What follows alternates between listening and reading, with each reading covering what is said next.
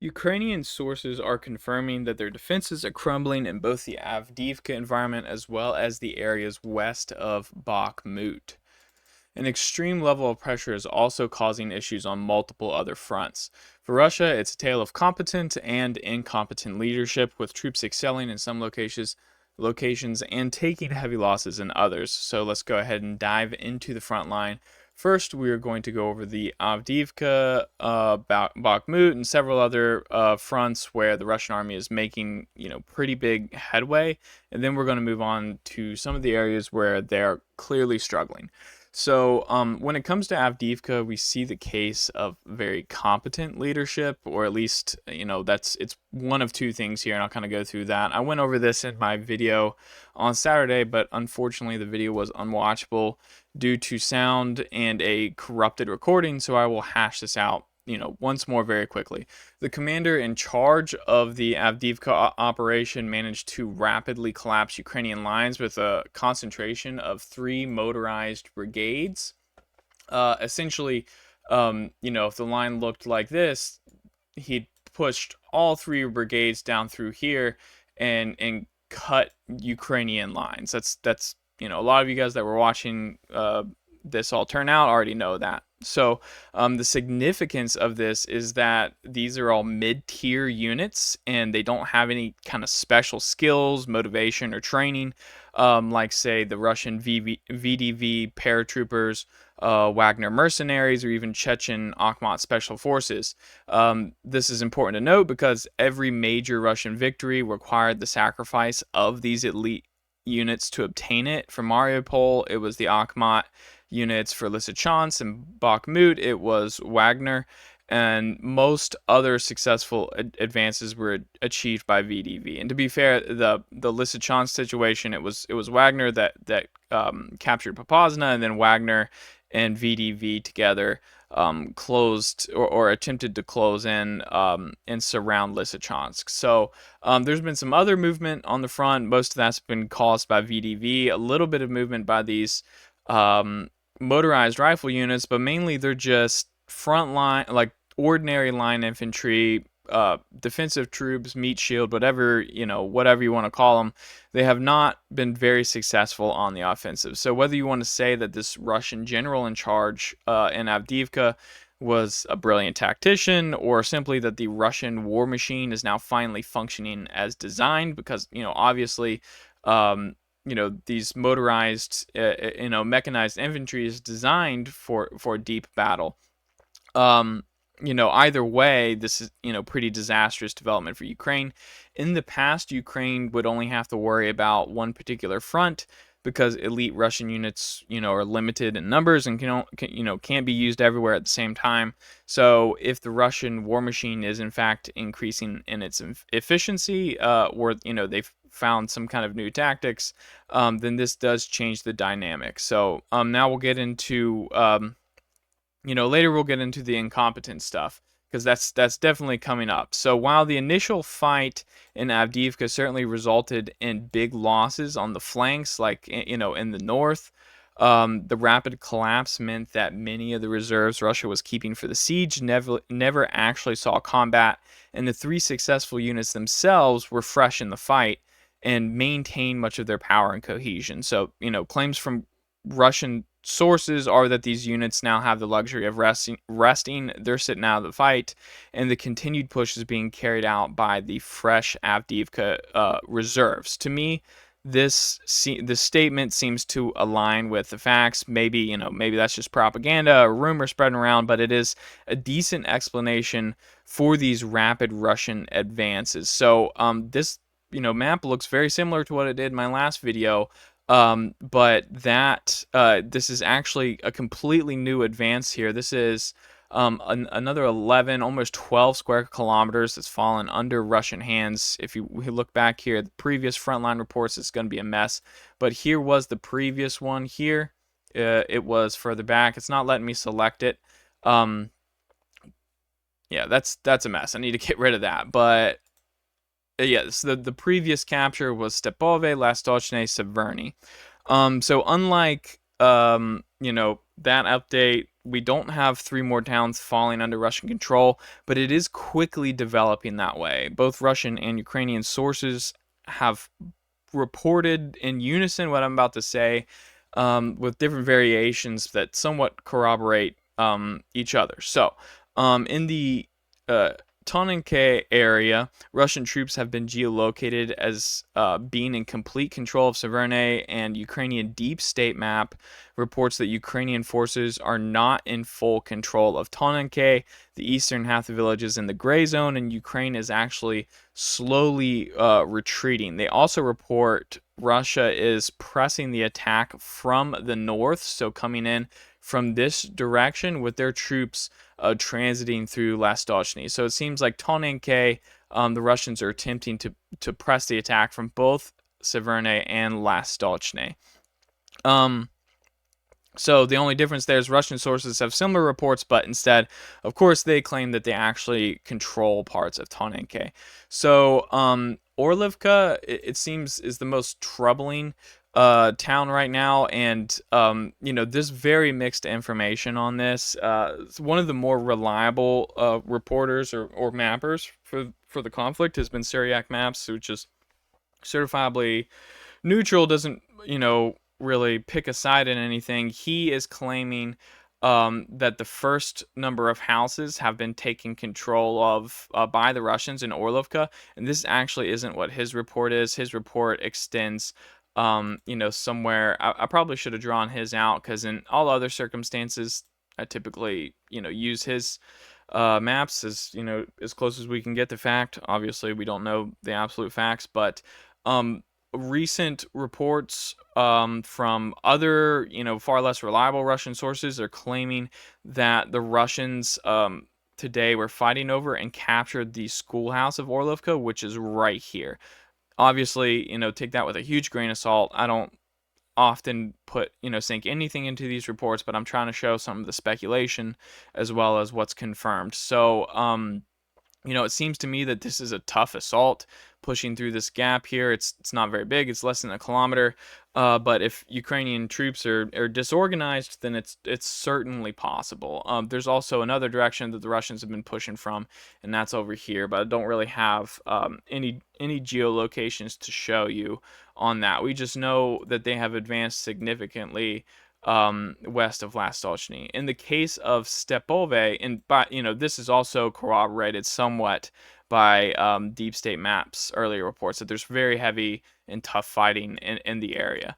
So Stepove Berdichi, obviously this is the site of recent video that's gone kind of crazy on the internet, on Twitter or X or whatever, of a U.S. Abrams tank showing up on the battlefield, and then shortly after, a video of that tank or an image of that tank actually burned out and destroyed.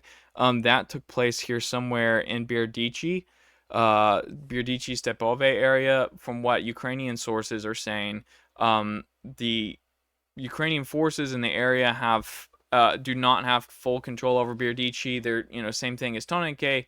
The gray zone is, covering the far eastern structures in the settlement, and the Russians are on the verge of pushing into town. Of course, the Russians are claiming probably that they already occupy structures in the area. So, moving north to the Bakhmut direction, area of Ivanovka, reports from both sides claim limited Russian success here. The current mapping from neutral source Syriac has expanded Russian control and rolled back some of the gray zone, meaning the Russians control a little bit more of the town, and the Ukrainians control significantly less than they did in the last report. So Ukrainian sources also claim that there are troubles in the defense of Bogdanovka to the north.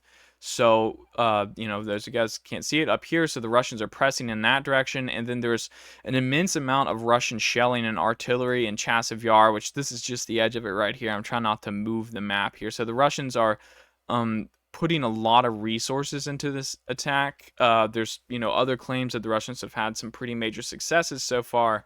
I don't want to map anything out, but from what, Ukrainians are saying, from what Russians are saying, and neutral sources are saying, it seems like the Russian military is pushing pretty hard on this northern section of town here, probably from multiple different directions. So I would guess that the next big development we would see here is, something like this area coming under Russian control. I highly doubt the whole entire settlement is going to fall overnight or before the next time we do a video. So that's what's going on in Ivanovka right now. Some Russian success there. Real quick, we're going to cover the north direction. In Seversk and Liman environments, the Russians have been continuing systematic attacks with some success and some losses. Near Bielogorivka, these gains over here. Sorry, it's on the far edge of the screen. This is older stuff combined with newer stuff. The Russians have been inching forward here. The main situation of Bielogorivka hasn't changed much, but the Russians are confirmed to be in total control of the small industrial park and the hills directly to the east of the town there. So don't take that as like a major Russian advance. And then in Terny, there's a lot of barking going on about what's happening here. The Russians are inching closer to Terny. Some sources are saying they're about to break into the town or have breaked into the town. There's no evidence of that. It just seems like still positional battles to me, but we could see a major development here in the coming weeks. It depends on where the Russians want to put their resources, obviously. So moving south before we move on to the next topic, there has been confirmation of the previous Russian gains south of Krasnohorivka. Specifically, Ukrainian sources report some success, although there isn't anything that they're mapping out. This comes from our neutral sources. The confirmed gains here, or not confirmed gains here. I mean the speculative gains that I have here. There's some Russian sources that 50-50, could be bullshit, could be the real thing. They're reporting that their troops have actually entered Krasnohorivka and taken over the first block of the southern part of the town, which, it might be a pretty wild statement. But Ukrainian sources are claiming that attacks are coming towards the town, getting very close from both the south and the east. So there are also Russian attacks occurring from this direction as well. So no word on any real advances with that yet. And I'm assuming that Russian attacks in this direction aren't going to fare well because, when you zoom in here, this is a 10-year-old highly fortified trench network. The Ukrainians have had a long time to build up defenses, and as you can see here, it squiggles in. Some of you guys, might be on a smartphone, might not be able to see this, but there's a solid trench network through here. And then it squiggles out into multiple different layers all the way back to the city. So I don't think the Russian army is going to have a lot of success. Really, they're probably just wasting their time if they really are attacking from that direction. So moving to Novomykhailivka. So this is where we start the case of incompetent Russian leadership. It's important to go over here. There's recently a video that's come out. I'll try to actually edit it in here. It's probably Russian battalion or brigade commander, perhaps even a general, grandfathered in from Soviet times using outdated and frankly brutal tactics. This shouldn't be some kind of surprise because the same issue is systemic in both Ukrainian and Russian armies. There's just some really terrible commanders that shouldn't be in their position, and they make a lot of stupid decisions that get a lot of people killed. So, recent video along with recent claims from Ukrainian sources has emerged of a real shellacking that was handed out to Russian forces trying to enter the town from the south. In the video, and I'll go ahead and put the perspective like this.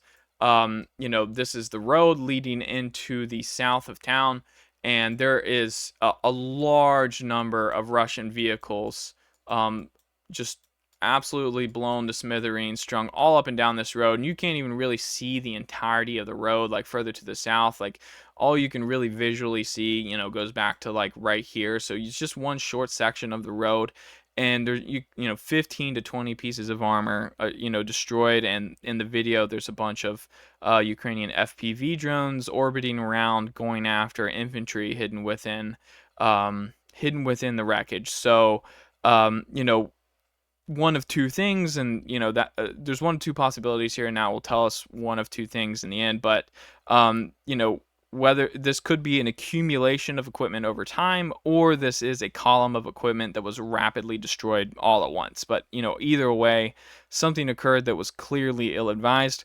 The footage coming out is relatively new, so my guess is this is either evidence to why Novomykhailivka has taken so long to develop, because a large number of the Russian troops committed to this assault were killed in the early phases of it, or this is a recent grouping, and this was supposed to be the unit, or seems like this more multiple companies, like 2 companies strength of motorized infantry probably. Um, that was destroyed and sent there in order to finish off the town. So, it could, either be the reason why this is taking so long to develop, or it could be a sign that the capture of Novomykhailivka is going to be set back significantly. Either way, Ukrainian artillery and Ukrainian anti-tank forces did a hell of a job and really wrecked a lot of Russian units south of town there. So, moving over real quick to talk about the Zaporizhzhia front, there's 2 updates here. One, we have somewhat semi-confirmation of what's going on in Rybaltny, that the Russians have advanced there. This isn't exactly correct, but in the coming days, hopefully we get some corrections here, and I can really fix this up. But we know that for sure the Ukrainians have been pushed out of half of Rybaltny, and whether the Russians actually control half of it or not is up in the air. But we do have 2 updates from Rybar, which is Russian propaganda. And so take it with a grain of salt, but 50-50 or probably 60-40. A lot of times it's very predictive, or not predictive, but it's accurate and it's telling of the story. One is that Russian units have advanced northwest of Verbove and recaptured some positions. This is the remainder of the first defensive line. So if this is true, then Russia has completely regained its first layer of entrenchment that it built, well over a year ago.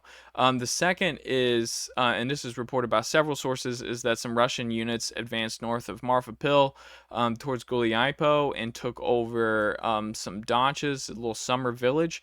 I believe this is actually part of Hulyaipole. So real quick, let me turn this off so I can click on the town, see the city limits.